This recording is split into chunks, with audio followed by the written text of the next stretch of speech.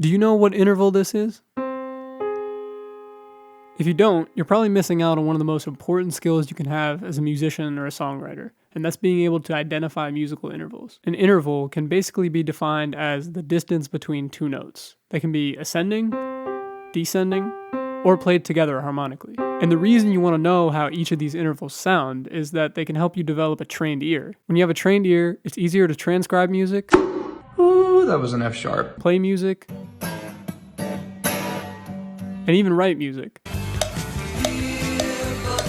Because you start to better understand the relationships between notes. This can give you instant insight on what your bandmates are playing or what that one cool chord was in that song you like. However, learning intervals just by playing them on your instrument and trying to memorize the distance really isn't the best way to go. You'd rather have a reference for what you're hearing. This is why when people train their ears, and for intervals in particular, they use familiar songs and sounds to guide them. For example, we've all heard the sound of our own doorbell a million times. But what a lot of people don't know is that this interval, which is on most doorbells, is actually a descending major third. And we can also hear it in John Williams' Imperial March from Star Wars.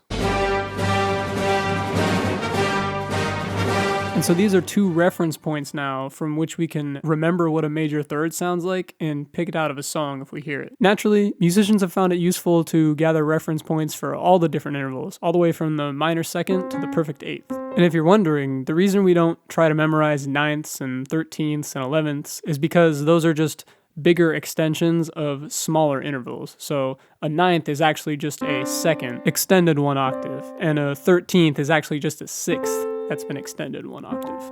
But without further ado, here are some of the most commonly used reference songs for each interval, along with some of my personal favorites.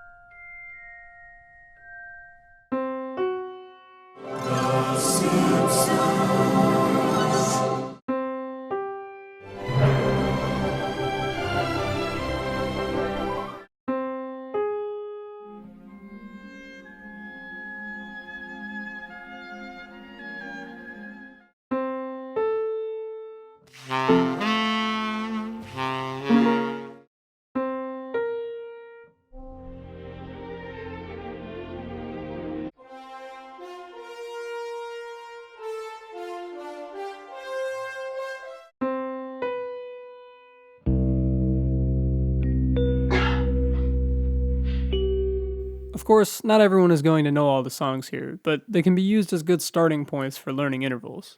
For a lot of these, the way I discovered them was just by trying to learn my favorite songs on the piano and then noticing that the distance between the notes had distinct sounds and distinct functions.